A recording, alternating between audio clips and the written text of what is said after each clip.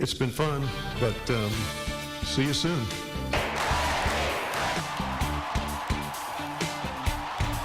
Lieutenant Governor David Dewhurst calling an end to the special session in the early morning hours, but hinting there might be another round right around the corner. We're going to have complete coverage on how the Democrats halted new abortion restrictions, at least for now.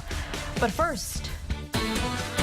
Now, breaking news from KXAN News. That breaking news is happening right now. Austin police are on the scene of a homicide investigation in North Austin. Happened at the 600 block of West Grady Drive, and we do know one person is dead. Our Sophia Beausoleil is on the scene there. And Sophia, what can you tell us this morning?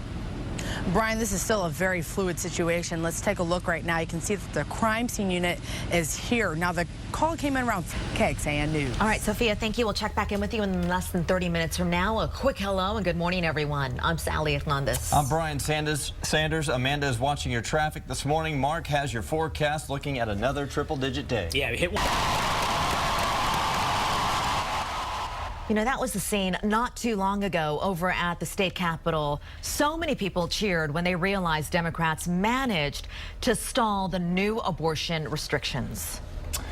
Our political reporter Josh Hinkle pulled an all-nighter over at the Capitol and joins us now to go over exactly what happened, because when many people went to sleep, Senator Wendy Davis was going strong. Had been speaking for about 11 hours, a little over, and then everything kind of came unraveled. Kind of describe what happened there. Yeah, well, you know, our crew had been there since around 11 o'clock yesterday morning when she started that filibuster.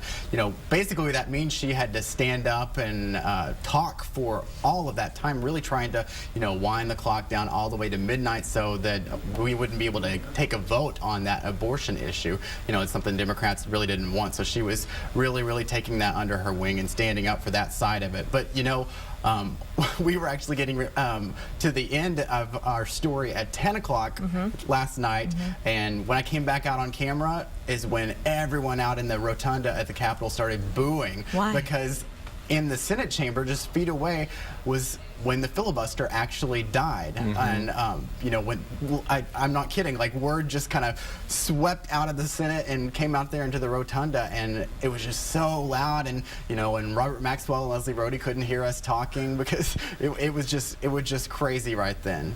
So it's fair to say that there were thousands of people out there at the Capitol along with you and with Wendy Davis. What happened at 11:59? Well, there was a lot of confusion in the Senate chamber at that time because of the timing of how the filibuster ended and whether the vote on the abortion bill was actually happening. You see, midnight is the deadline for the special session to get done. Right. So once midnight hits, they can't take any more action. So if a bill has not gotten a vote, then it is not supposed to get a vote. So there was a question of, did the abortion bill vote start before midnight or did it start after midnight? And so, you know, they had to caucus about this for a couple of hours afterward, and finally it ended up, they found out that it did not start before midnight, so the vote didn't count and the abortion bill went down.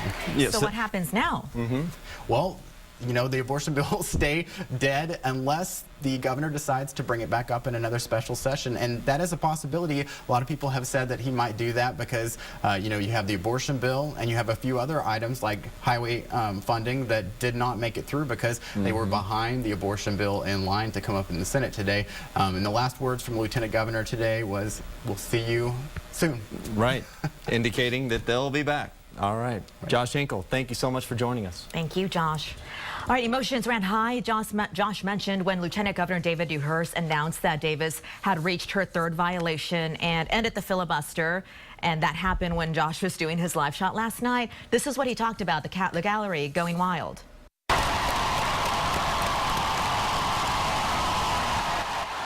So supporters watched in the Senate gallery and they started chanting, "Let her speak," talking about Davis.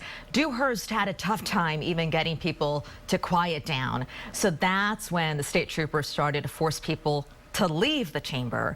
Thousands of supporters filled the Capitol Rotunda, and they were still chanting. It was so loud, lawmakers couldn't even hear each other inside of the chamber. So that happened well into the overnight hours while you were sleeping and we were up reporting this historic day.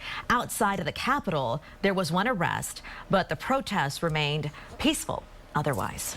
Also, we heard Josh mention that the governor first called the special session so that lawmakers could tackle new voting maps. He then added abortion, transportation, as Josh mentioned, and new sentencing rules for juveniles to the list. Both the House and Senate passed the redistricting bill, but the Senate filibuster over tougher abortion rules stalled the other items. So those issues could come back if the governor calls lawmakers back for another session. Lines of people are outside of the Supreme Court this morning ahead of the decisions regarding same-sex marriage. The Supreme Court will issue rulings today, one of them on the Defense of Marriage Act, which does not recognize same-sex marriage for federal purposes like work benefits, Social Security, and joint filing on taxes. And the second is California's Proposition 8, which only recognizes marriage between a man and a woman. People have been camping out since last night in anticipation of those rulings. The justices are expected to make them public around 9 o'clock this morning, our time. Their latest opinion over voting rights could impact Texas as soon as today. The U.S. Supreme Court threw out a key part of the Voting Rights Act back of 1965. The ruling takes away the federal government's power to reject changes to voting procedures in areas with a history of discrimination, like Texas and other southern states. What does it mean for Texas? Well, the Department of Public Safety will begin issuing free photo IDs today at local driver's license offices. That's because the voter ID law passed by Texas state lawmakers back in 2011 will now go into effect due to the ruling from the High Court. That means you must have a photo ID to vote. Well, the Supreme Court decision to strike down a key portion of the Voting Rights Act may have started here in Austin. Under the act, the Northwest Austin Municipal Utility District had to apply for federal approval when moving a voting location from a garage to an elementary school. This was back in '06. Even though they got the approval, they challenged the process all the way up to the Supreme Court in 2009. The justices voted 5-4 on Tuesday morning to lift the portion of the act requiring certain states and counties to get approval when changing voting procedure. Attorney Chris Ward, who helped argue the case, says years of work finally paid off. Getting the Supreme Court to agree with us is just a great day. And the American Civil Liberties Union said that the ruling takes a powerful weapon out of the arsenal when it comes to stopping voter discrimination and disenfranchisement. Mark is back with a look at our forecast. Do not expect a break from triple digits anytime soon. At least